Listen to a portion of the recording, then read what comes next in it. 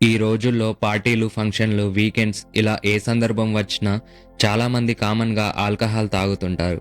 కానీ ఎప్పుడైనా ఆలోచించారా? అసలు ఆల్కహాల్ తాగగానే మనకు మత్తు ఎందుకు వస్తుంది? కాళ్ళు ఎందుకు తూలుతాయి? మాటలు ఎందుకు తడబడతాయి? ఈ వీడియోలో క్లియర్‌గా తెలుసుకుందాం. మనం ఆల్కహాల్ తీసుకున్నప్పుడు అది జీర్ణ వ్యవస్థ ద్వారా నేరుగా మన రక్తంలోకి చేరుతుంది.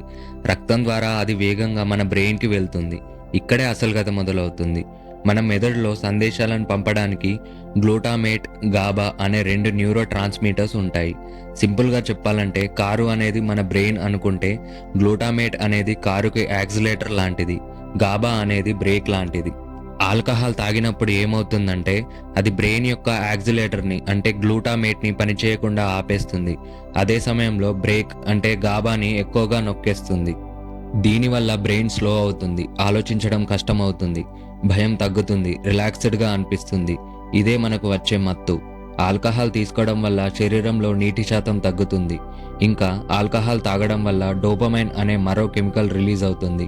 దీనివల్ల మనకు ఒక తెలియని ఆనందం కలుగుతుంది. అందుకే జనాలు మళ్ళీ మళ్ళీ తాగాలని కోరుకుంటారు. ఆల్కహాల్ మన మెదడు వెనుక ఉండే సెరిబెలం పైన ప్రభావం చూపిస్తుంది. ఇది మన బాడీ బ్యాలెన్స్‌ని కంట్రోల్ చేసే పార్ట్. అందుకే తాగిన వారు సరిగ్గా నడవలేరు. ఇప్పుడు ఆరోగ్యం విషయానికి వద్దాం. ఆల్కహాల్ బ్రెయిన్‌కి కిక్కిస్తుంది సరే, కానీ మన శరీరం ఈ ఆల్కహాల్‌ని ఒక విషంలాగా చూస్తది. అందుకే దాన్ని బయటకు పంపడానికి మన లివర్ ఓవర్ టైం పనిచేస్తుంది. లివర్ ఆల్కహాల్‌ని విడగొట్టినప్పుడు అది ఎసిటాల్డిహైడ్ అనే కెమికల్‌గా మారుతుంది. ఇది ఆల్కహాల్ కంటే చాలా ప్రమాదకరం. ఇది మన కణాలను చంపేస్తుంది. సాధారణంగా లివర్ దీన్ని క్లీన్ చేస్తది, కానీ మనం లివర్ కెపాసిటీ కంటే ఎక్కువ తాగినప్పుడు ఇది శరీరంలో ఉండిపోతుంది. దీనివల్లే మరుసటి రోజు హ్యాంగోవర్ వస్తది.